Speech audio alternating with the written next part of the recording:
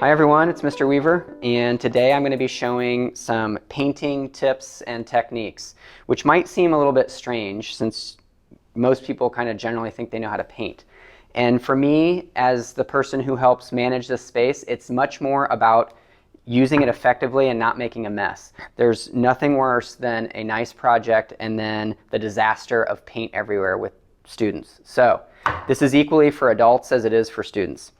When you're painting, I'm just going to go through the steps. Notice that I do not have a piece of cardboard or a tarp down, and I'm kind of doing that intentionally to show you that if you're effective with your technique, you can be very clean. Now, we will always use something just in case, but if you're doing it the right way, you might not even need that. So I'm going to first get a paint opener, open my paint, and I might need to stir it. When you stir paint, you do not want to continually lift the stir stick. You want to keep it on the bottom and stir all around the corners and sides. And only once you've done that enough can you kind of lift it in. That helps reduce how many air bubbles you're introducing into the paint. Now you can leave your stir stick in there like that.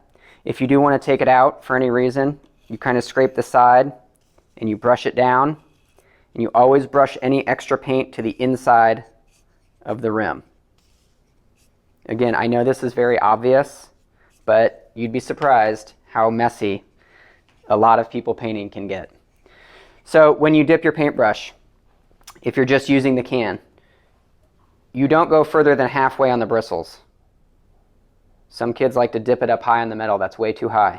Just dip a little bit, scrape off one side. You sometimes even turn back and forth so it stays on, and then I'm just going to paint long, straight strokes. Might even just go the same direction and lift. Notice I'm getting a little bit of drip here, which is why we would use cardboard.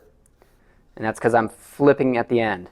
So I need to be a little slower and careful. If you do get a little bit of paint drips places like I kind of did here because it was off the brush, then that's okay. You just need to go clean it up right away. So you're just going to get a wet paper towel or a rag if we have one and just wipe it up. And thankfully it can come up. And if we need to, we can even use our scraper and kind of gently scrape and get all these little paint areas up. And what you really want to do when you're painting, and I say this to kids all the time, it's just my term, is avoid globbage. That's when you paint over the edge of something and you see that glob happening. We need to paint those off. And you can do that by nice, clean, smooth strokes at the end, anywhere that you have paint. Again, if you go over an edge, you might get globbage. And kids forget about they're coming this way and they think they're doing good, but they don't check this end, and there's all kinds of paint glob there. You got to kind of get that off. Then, when I'm finished, clean my brush, and I'm finished. Now, before I put the lid on and show you that technique, I'm also going to show you what if we pour some paint out. And this is where it starts to get really messy. If I pour paint out, I'm going to go over the edge, and now I want to come down. Now notice how it's going to start to drip. I need to paint that up and scrape it off. This is where it starts to get messy if you're not cleaning it the right way. I'm going to run my paintbrush like this and clean out that inner little rim. If you like math, that's called an annulus. I'm going to scoop that out. And the reason I do that is because when I go to put my lid on, if that paint hardens, like it does a lot, you'll see paint cans that can't close because paint has been left in there to dry and it fills that little area up, and that's where the lid is supposed to get pushed back down. So make sure you're always cleaning that out. You're watching for drips. You're using some kind of tarp or cardboard.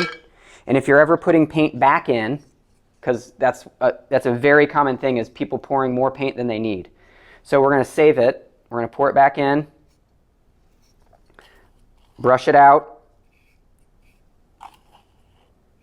Get as much of it out as you can.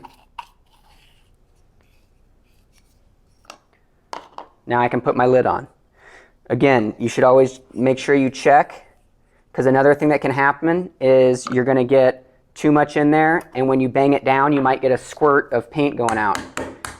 You're not banging it super hard, you're just kind of tapping it down, making sure you create the seal. And now we'll put that away, and now I have cleanup. So I'm going to go over here, and I'm going to demonstrate what needs to be done. If brushes don't get cleaned out, they harden, and then they're just a wasted brush. So I'm going to get the water flowing. This little scraper is going to allow me to just gently go through. It's basically like a hair comb. You're just combing out the paint, and you just need to do enough to get it wet. Got that out. Wring it out with my hands. And then I can either let this dry on cardboard, or maybe I keep it a little bit moist in a plastic bag, and that way the next person could use it. So the whole point of this video is that painting is really disastrous to a project if we're making a mess. So please, everyone, just make sure if you don't feel comfortable, you get help. And adults, please be very mindful of this, because it's the one thing that can turn a project very frustrating if it's not done properly. So that's it. Hope you have fun with your projects.